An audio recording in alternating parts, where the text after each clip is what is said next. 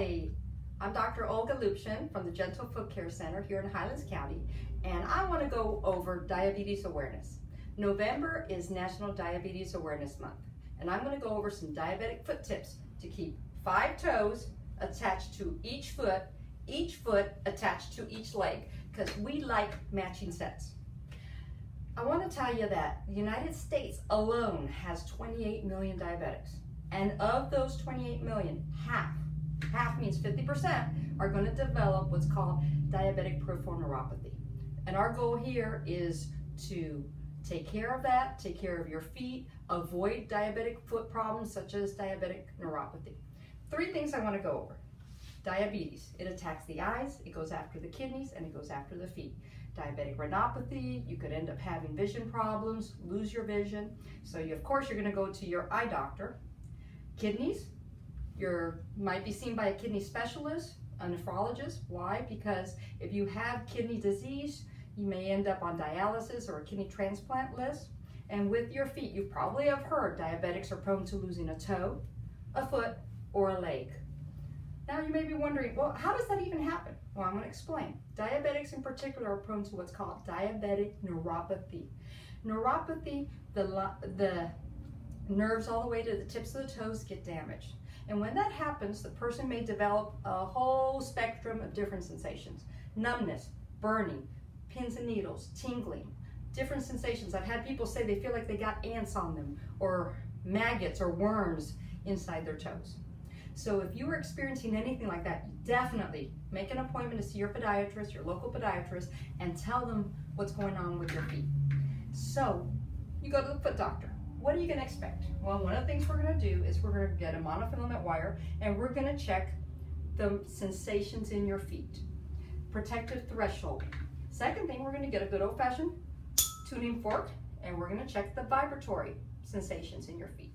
So we're going to check to see if you respond to all those. Believe it or not, there are people who come in that totally fail this test upon their first visit with us because the neuropathy is already so advanced. Now, what are you not going to do? Well, you're not going to do any bathroom surgery. So you got a corn on your toe, you're not going to do this on a callus, and you're not going to get in between the toes and do any bathroom surgery. Why? You could end up with a sore that doesn't heal and end up with an amputated toe or a very long-term difficulty healing wound. What else are you not going to do? You're not going to put, yes, I know in Florida it gets cold, what, 1 minute of the year, but you're not going to sleep with a heater next to your foot on those chilly nights. Why? Because you could burn your foot.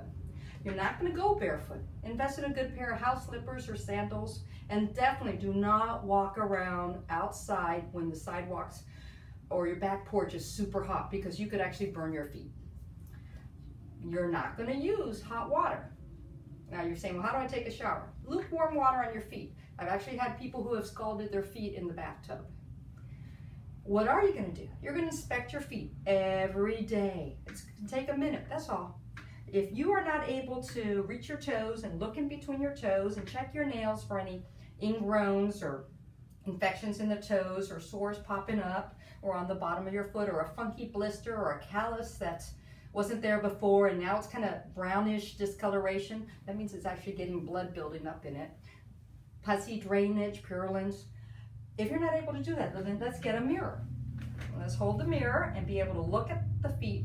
But let's say you're like, hey, I can't see. Grab a mirror from the dollar store, put it on the ground and hold your foot over it. Now, why are you going to be doing that? So you can hold your foot and check to see if there's anything odd, like we just talked about. How often should you see your podiatrist? Once or twice a year. Now, if you are having problems with your feet, your podiatrist will probably schedule you more often.